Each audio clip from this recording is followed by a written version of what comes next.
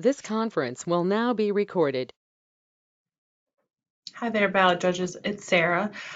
Today we're just going to go over some refresher training for you all. So I'm going to hit some of the key points. If you have any questions, feel free to reach out to us. Remember that there will be a team of veteran judges and new judges, so you can kind of help each other along the way. Ask your chief judges some questions if you have any questions while you're there as well.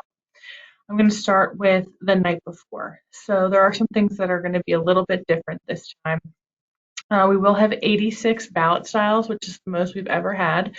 The reason for that is that the legislature decided they wanted to be able to report the ballot styles by precinct. So that means people that are being elected want to know who's voting for them and where they live.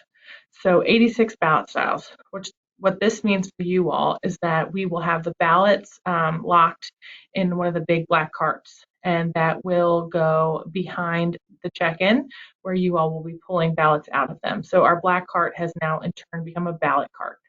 We will have one cart that stores all of the ballots in boxes, and then we will have another cart, and that's the one that'll go behind the check-in with little like inserts for the ballots, 1 through 86.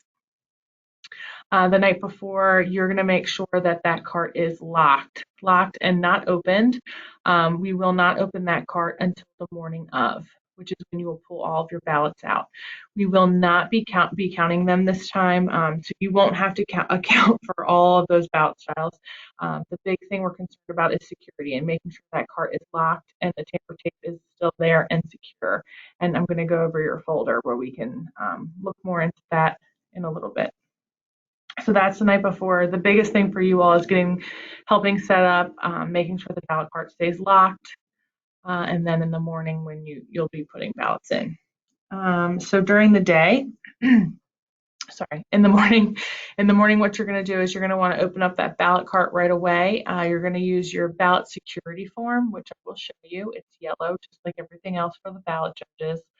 You're going to get that cart open. You're going to get the racks hold about 2 packs each. So 2 packs of each ballot style we put into the racks. There are shelves, 3 or 4 shelves of the racks for you to put the ballots on.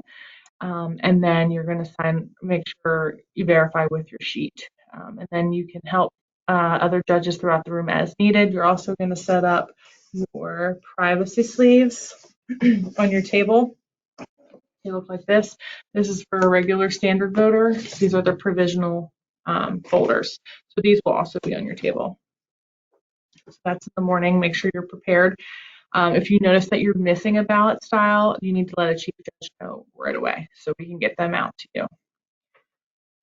During the day. So during the day, what will happen is as voters come in, a check-in judge will lean back to you and say, I need a ballot style 21.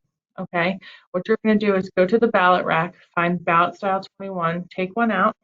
You're going to take your privacy sleeve and the ballot and put it inside just like this. The ballot style sticking out. This is so that the check-in judge and the voting judges can confirm this number as the voter moves through the process. So make sure there's only one ballot style is correct. Hand this to the check-in judge. The check-in judge will never hand you or should never hand you a VAC slip. Okay, so this is what you're going to hand the check-in judge. If a voter comes up who is a provisional voter, the check-in judge will lean back to you and say they need a provisional, which is just the orange folder. There's no ballot. We do not provide a ballot. The provisional judges will get them themselves. That's to prevent provisionals from getting to the scanner. Okay. Also, what will happen during the day is voters who may spoil a ballot, they will do so at the voting booths, and usually this will happen at the scanner if the scanner can't read a ballot, or they made the incorrect selections they didn't want at the booth. What will happen is they will bring the spoiled ballot to you, either a chief judge or a voting judge will bring the spoiled ballot to you after the voter has spoiled it, and basically you're going to give them a new ballot that will go into the spoiled ballot envelope, which is in your folder, and I'm going to show you that in a minute too. This is the spoiled ballot envelope. It's fairly big this time because we will probably have a lot more voters. So spoiled ballot envelope, you will account for that on there. Make a little tick mark for an activation card or a regular ballot, the voter will get a new ballot from you as well, or the judge will get it for the voter.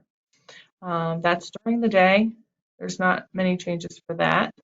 I am going to show you your folder also. Looks like this. Everything Ballot Judge is yellow.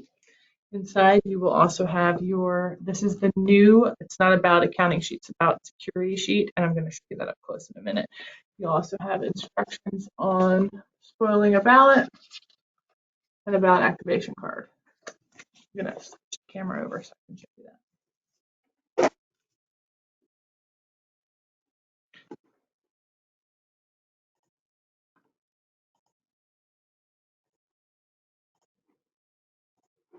Alrighty, so here's your ballot folder. Get this out of the way.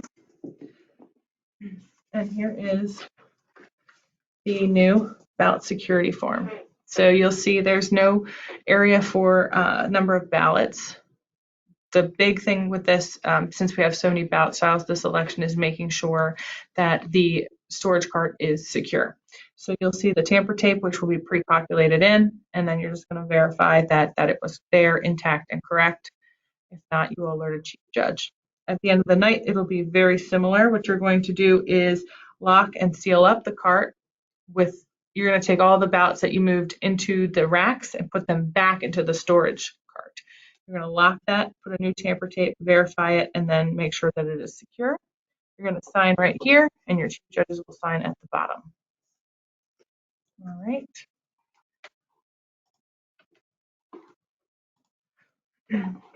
At the end of the night, all you're going to do is make sure anybody else needs any help with anything after you secure the ballots and the spoiled ballots. And that's basically it. If you guys have any questions, please reach out to us and ask your chief judges while you're there too. They're a great resource. Thanks.